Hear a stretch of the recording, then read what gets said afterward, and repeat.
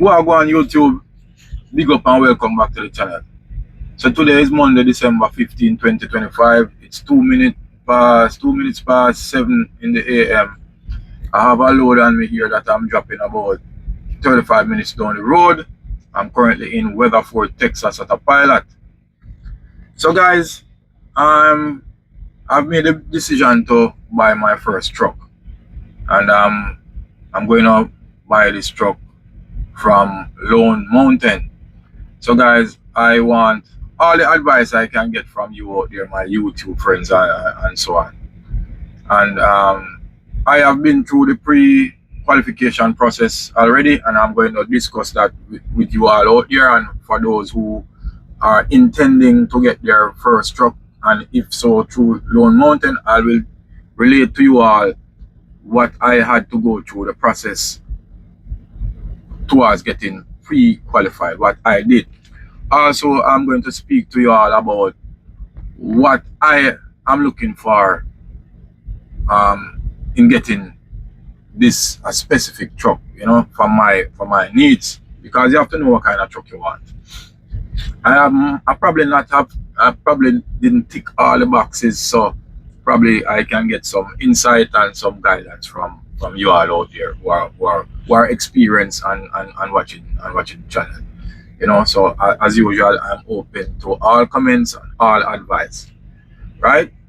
So I'm going to go down the road now, guys, and when I'm at the receiver, we're gonna talk some more. We're gonna touch on what I did to get myself ready to apply to Lone Mountain and the process of getting pre-qualified.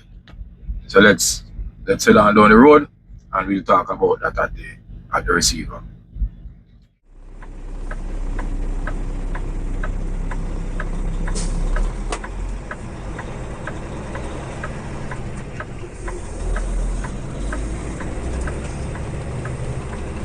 Now keep left and then join the highway.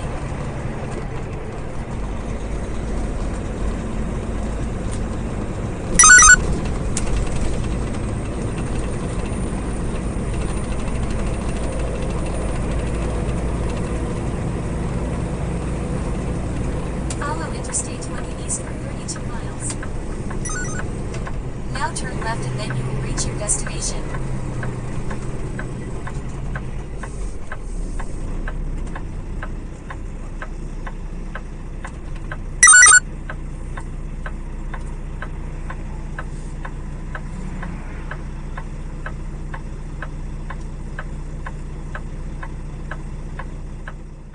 I'm on the dock and I'm about to get unloaded. So what I did before I applied for this truck loan was to build up my credit. I started out last year November in trucking, and during that period I got my financial affairs in good standing. What I mean by that is that I saw to it that my checking account balance did not go in arrears. I didn't have a negative balance at any time, and I built my credit. I built my credit record. So I applied for some credit cards, and I use the card according to what the industry standards were, and that is you don't use more than 30% of your credit limit. So let's say, for example, your credit limit is $1,000.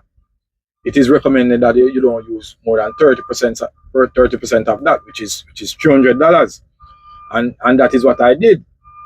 I started out with a secured credit card with a credit limit of $300. That what that means is that you have to put down $300 and they give you a credit card for $300. That is what I started with in February 2024. A $300 Discover secured credit card, and within 3 months they returned my $300 and gave me a credit limit of $1,800, because I was using that $300 credit limit responsibly according to what the industry requires. So I was only using 30% of my $300 limit, which would be $90. So I would use that $90 to buy gas because I was doing DoorDash and Lyft and Uber and so on. So I'd use that $90 and buy gas and I'd pay it back. And I did all of that. And within 3 months' time, doing it responsible, never late, always on time, they sent me back the $300 and increased my credit limit. I had applied for a Capital One credit card prior to getting that one. They denied me. And what happened after 3 months as well, Capital One sent me a credit card with a $2,000 credit limit. I also began using that according to industry standards requirements, 30%, pay them back, and I did all of that leading up to building my credit to where it is at now, 750 thereabout. So as I said, I applied to American Express for a business credit card. I got approved immediately, and they gave me a credit limit of $10,000. Now, this leads to the application now at Lone Mountain. Now, you will have to be able to tell them, because they're going to interview you guys, and this is what I went through. They're going to interview you to see if you are ready to run a business, because that is basically what you're buying a truck to do, to run a business. So they want to know that you don't. They're going to look at your bank statements. They're going to question you about your bank statements, right? And whatever you tell them is they're going to ask you to send proof after the pre-approval. So I told them they want to know what your account balance is. And I'm suggesting to you that whatever amount that you're going to pay on this truck, you need to have at least 10,000 extra. So if my truck was car, the deposit is $6,500. So you can do the maths. You need to have at least $10,000 in your checking account or savings account after you pay that $6,500. That money now is what you're gonna use, or you're gonna let them know in case that you have any minor breakdowns or any kind of breakdowns. You have money to get yourself going again. You need that, and your bank statements must show that you are working, you are gainfully employed, money is coming into that account, and you're saving. Because you're saving, you're going to have a balance, a positive balance. So I did all of that, guys, and I also told them that, listen, I also applied for a business line of credit, and I have access to $10,000 just in case something goes wrong when I start out with my trucking business. I will be able to repair the truck and get going as soon as possible. And that, I believe, also helped. And it also helped me in another way. I was able to use that line of credit, that business credit card, to put down my deposit on the truck. So I did not have to go and use my cash that was in the bank. Right? So I'm suggesting, guys, that you're planning to buy the truck, get all them variables there in line. Get yourself organized. I also told them that I had my fuel card in place. I have $1,000 on a mud flap card, so I don't have to go in my cash. If needs be, I can use that to fuel up and get going down the road when I start my business. I got pre-approved, guys, and they sent me a link to look at a truck, and this now leads me to what are you looking for when you're buying a truck. I don't have a lot of experience when it comes to quote unquote buying a truck, but I can help myself. I'm not an expert to say. So what I realized, buying a truck in the US is different from buying a truck from where I come from in Jamaica. Different specs. America has long, open, flat roads. So in Jamaica, you'll have more up and down hilly terrain. So you look for different specs when you're buying a truck in Jamaica. So what I have learned since coming here is that because you can run basically 80% of your journeys is going to be on flat, open road. You want a truck that is going to save on fuel costs. So the truck that I identified is a Freightliner. I really wanted a T680 with a Cummins engine, but they only had new ones at Lone Mountain, and I can't afford a 3,000 per month payment. So I told them that I would take that a Freightliner. So the Freightliner that they introduced to me, I looked at the specs, and I'm going to put that up on the board here. The specs are not so bad. It has a Detroit DD15 engine, and from my experience driving a Schneider Freightliner with a DD15 engine, which is a newer truck still, excellent on fuel mileage, you will get on average 8.5 miles per gallon. So that is not bad. Now, this truck that I'm getting, and this is a spoiler here. The truck, before I tell you how much miles is on this truck, let me go with the other things that I was looking at for. I wanted a truck that has the adaptive cruise control feature. So this Freightliner has it, and in order to know that, you'll see it has the front radar and the little camera thing up there. So that is an indicator. I haven't seen the truck as yet, but I looked at the pictures, and that is telling me that it has those features. Also, I wanted a truck with at least it has a 2.64 ratio. That is another good thing, and it is telling me that this truck will give good fuel mileage in top gears going down the road. So therefore, your RPM is going to be lower, which means, what you might ask, what a 2.64 gear ratio means. It means that the driving shaft will spin 2.64 times, during which the wheel will make one full revolution. I hope you understand that. So that is what it means. So that will also mean that your engine RPM, so therefore the truck is doing a little less work to turn the wheel one time down the road. So with a 2.64 ratio, your RPMs at top speed, so let's say highway speed 65 miles per hour, it would mean that you will be between 11,500 to 1,200 revolutions per minute for the engine RPM. So that means you'll be a little bit good, better and fuel mileage. Going up hills, it won't be so bad with a 2.64 gear ratio. I think, if I'm wrong, you can correct me. Going up a 6% grade or a 7% grade with that kind of a ratio, I'm thinking it will maybe give you about 40-45 miles per hour. Might be wrong, but I'm thinking so. So it's not bad. And you're gonna be an owner operator. It don't make no sense you chase up a mountain. So driving my own truck, going up a 6%, 7% grade, 8% grade, I'm gonna let that RPM stay at 11, between 11 and 1,200 revolutions per minute, because I know that will save me on fuel, right?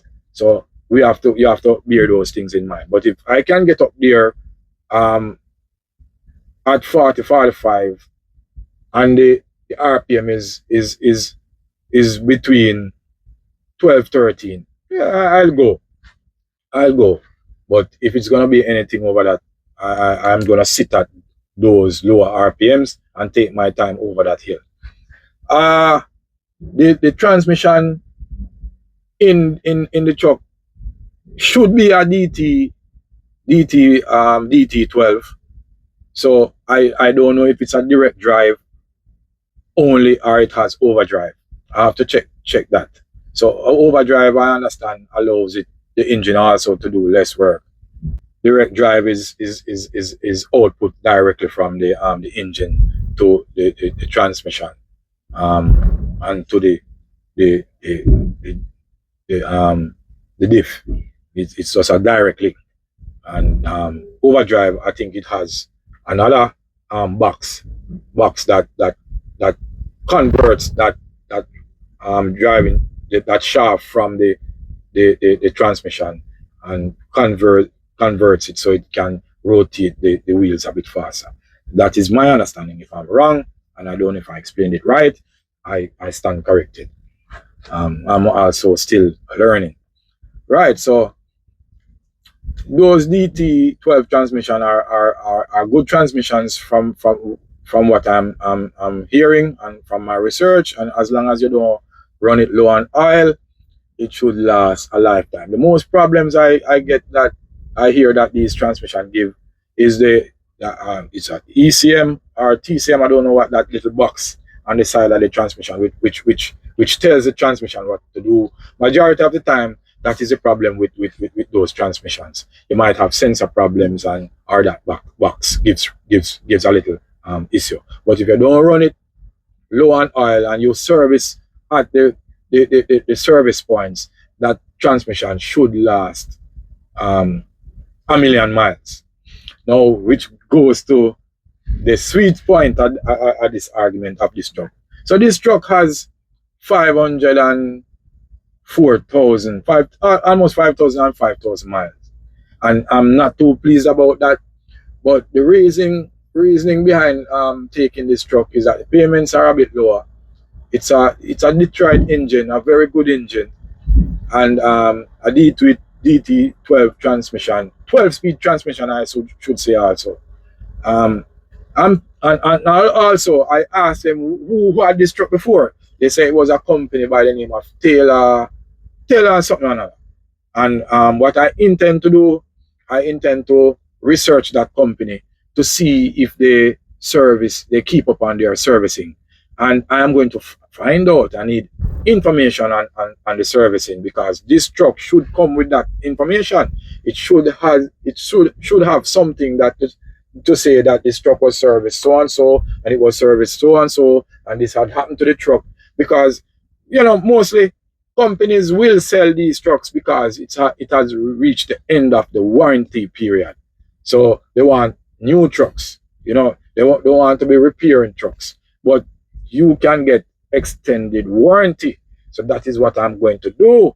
I'm going to purchase extended warranty from Freightliner or from TA, because I understand that TA will sell you or provide you with extended warranty. Wherever I am going to get extended warranty for this truck, for the drivetrain, engine, and probably from bumper to yeah, I'm just gonna get extended warranty all over. I don't know how the extended warranty is paid for, if it's paid for up front or they allow monthly payments. But whatever the case may be, guys, I'm going to protect my investment.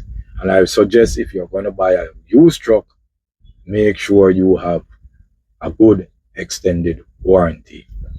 So yes, guys, that is where it is. I have the pre-approval.